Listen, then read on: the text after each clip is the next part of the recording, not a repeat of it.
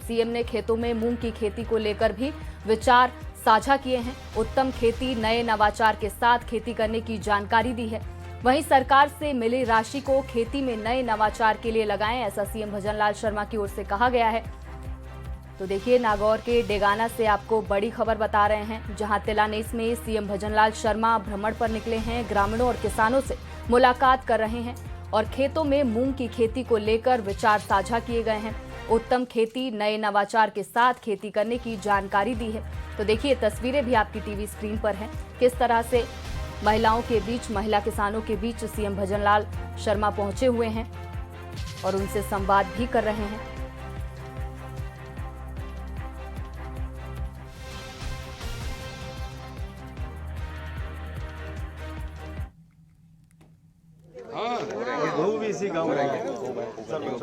और ये लाइव तस्वीरें आपको डेगाना के तिलानेस से दिखा रहे हैं, जहां सीएम उत्तम खेती, नए नवाचार के साथ खेती करने की जानकारी को साझा कर रहे हैं। वहीं किसानों और ग्रामीणों के बीच सीएम भजनलाल शर्मा पहुंचे हुए हैं।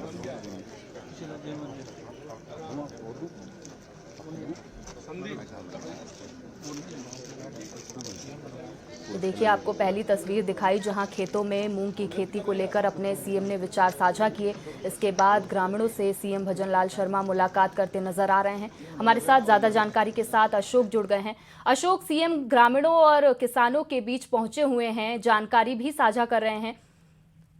जी बिल्कुल, मुख्यमंत्री भजनलाल शर्मा सुबह जो आमतौर पर हमेशा हर यात्रा के दौरान नवाचार करते हैं और ग्रामीणों से बातचीत करने के साथ ही लोगों से भी बातचीत करते हैं, दुकानदारों से भी बातचीत करते हैं और फीडबैक लेते हैं किस तरह से सरकार काम कर रही है, क्या जो है उनको सुविधाएं और चाहिए, क्या आवश्यकताएं हैं, इन सभी विषयों को लेकर सभी से बातचीत करते। तो आज उन्होंने किसानों से बातचीत की, महिलाओं से बातचीत की, उनको नवाचार की जानकारी दी, किस तरह से सरकार जो है उनके लिए नई नई योजनाएं ला रही है और नवाचार के माध्यम से वो खेती को और किस तरह से आगे बढ़ा सकते हैं और किस तरह से अपनी कमाई को बढ़ा सकते हैं। इन सभी विषयों को लेकर जो है उनसे जो है चर्चा यहाँ पर की जा रही है। किसानों से और महिलाओं से बातचीत करने के बाद वो बाजार में भी घूम रहे हैं और बाजार में चौपाल भी यहाँ पर आयोजित की जा रही है, जिसमें सभी से बातचीत करते हुए किस तरह से इस गांव में विकास हुए हैं और क्या विकास की आवश्यकताएं और नजर आ रही हैं, उन सभी विषयों को लेकर जो है यहाँ के सरपंच हों या फिर प्रबुद्धजन हैं, उनसे जो है चर्चा करेंगे। फिलहाल जो है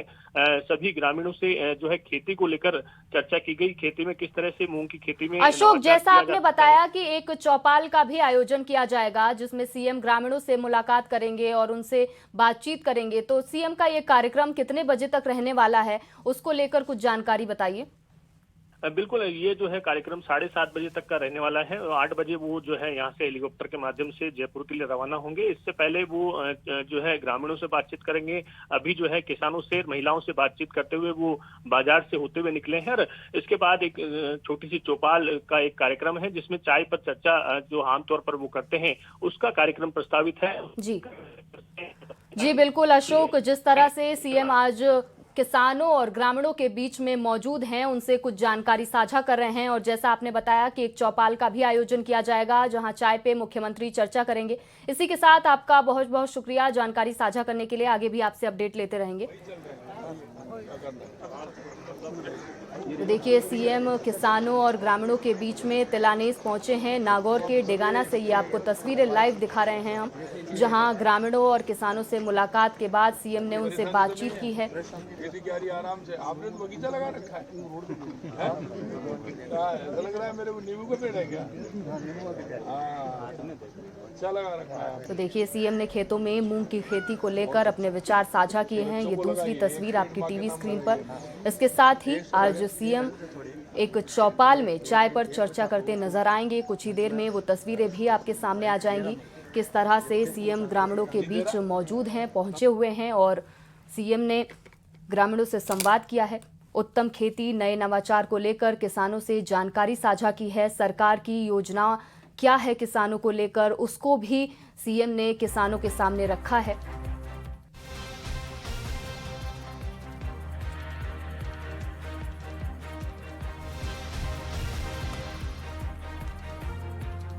तो आज सीएम डेगाना के दौरे पर पहुंचे हैं, जहां ग्रामीणों के बीच पहले तो नगर भ्रमण पर निकले, इसके बाद किसानों से खेती को लेकर संवाद किया। और अब एक चौपाल का भी आयोजन किया जाएगा, जहां मुख्यमंत्री चाय पर चर्चा करते नजर आएंगे। ये लाइव तस्वीरें आपको तिलानेस से दिखा रहे हैं, जहां सीएम भ्रमण पर निकले हैं, ग्रामीणों और किसानों से मुलाकात की है, उनसे संवाद किया है, मूंग की खेती को लेकर अपने विचार साझा किए हैं। देखिए, आप सभी को पता है कि सीएम समय समय पर ग्रामीणों के बीच पहुंचते रहते हैं, कभी रात्रि चौपाल तो कभी चाय पर चर्चा करते नजर आते रहते हैं। और आज फिर एक बार डेगाना पहुंचे हुए हैं सीएम। नमस्ते, कैसी हो? ठीक है बहन जी। तो देखिए किस तरह से घर घर जाकर सीएम लोगों से संवाद करते नजर आ रहे हैं, उनसे बातचीत कर रहे हैं, उनकी समस्याएं क्या है उसको लेकर भी जानकारी ले रहे हैं। ये लाइव तस्वीरें आपको दिखा रहे हैं।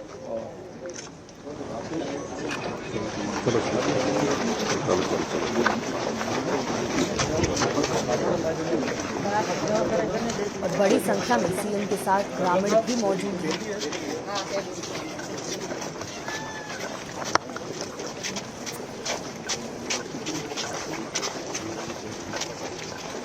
रोड पे ही पूरा मेन। नमस्ते बहन जी।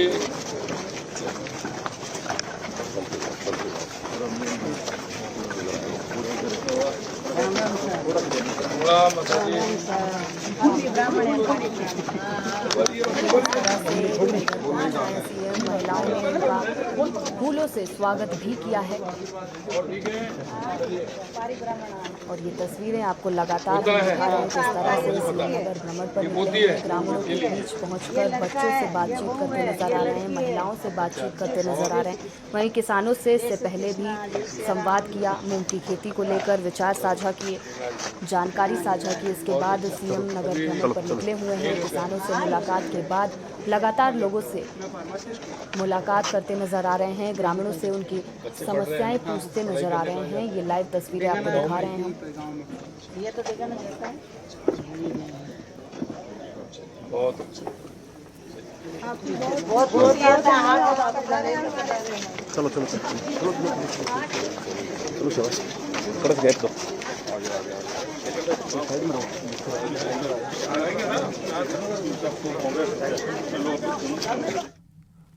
और राजस्थान में पंचायत चुनाव को लेकर अब सियासत तेज हो गई है। दौसा में भाजपा और कांग्रेस पंचायत चुनाव को लेकर आमने सामने आ गई है। बीजेपी प्रदेशाध्यक्ष मदन राठौर ने कहा है कि पंचायत चुनाव का मामला ओबीसी आयोग और चुनाव आयोग के बीच का है। भाजपा पूरी तरह से चुनाव के लिए तैयार है, तो वहीं कांग्रेस सांसद मुरारी लाल मीणा ने भाजपा सरकार को चुनौती देते हुए कहा है कि अगर डर नहीं है तो तुरंत पंचायत चुनाव कराएं। पूरे राजस्थान में बीजेपी का सुपड़ा साफ हो जाएगा। किसने क्या कहा, आइए सुनाते हैं।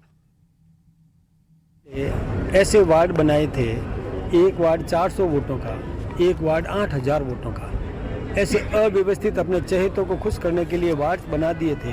तो हमने equal distribution of population basis पर, कि जनसंख्या के समान वितरण के आधार पर वार्ड्स बनाए जाए, वो हमने बनाए। अब ओबीसी आरक्षण पहले 15% होता था, आप सब जानते हो, लॉटरी से सीधा 15% दे देते थे। अब ओबीसी ने कहा कि हमारी जातियाँ ज़्यादा है, इसलिए हमें जाति के आधार पर आरक्षण मिलना चाहिए, तो ओबीसी आयोग बनाया।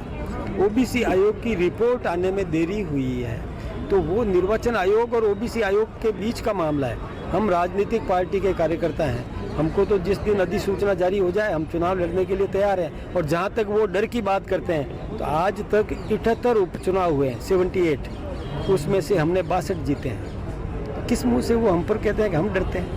तो भाई 2 साल में क्या हालत प्रदेश की कर दी, किस तरह से उन्होंने हमारी सरकारी योजनाओं को बंद कर दिया, किस तरह से 25 लाख के लाख भ्रष्ट कर दिया। आज रोडों की क्या स्थिति है, हर साल बरसात के बाद में रोडों की रिपेयर होती थी, आपने देख लो पूरे रास्ताओं देख लो, सारी रोड खराब हुई पड़ी है। लाइट की क्या व्यवस्था है, अन्य क्या व्यवस्था है, पानी की क्या व्यवस्था है, प्रशासन पूरा फेल है। नगर पालिकाओं में, नगर निगमों में हमारे टाइम पे जनता को कितने पट्टे बनते थे, अब ये कैंप लगा रहे, नाम मात्र, कुछ काम हो नहीं रहा। इस जनता अच्छी तरह समझती है, जनता इस बात का बदलाव पंचायत चुनाव में लेगी। और चुनाव तो 2.5 साल है, पर तो इसलिए डर के बारे नहीं करवा रहे। वो तो कह रहे हैं ओबीसी आयोग की डायरेक्ट कोर्ट इतना इनको प्रेशराइज कर रहा है, डायरेक्ट सारा काम कर रहा है, ये फिर भी टाल रहे हैं। इनको ये डर है चुनाव करवा दिए, सुपड़ा साफ होगा तो कहीं पर्ची का मुख्यमंत्री हट नहीं जाए।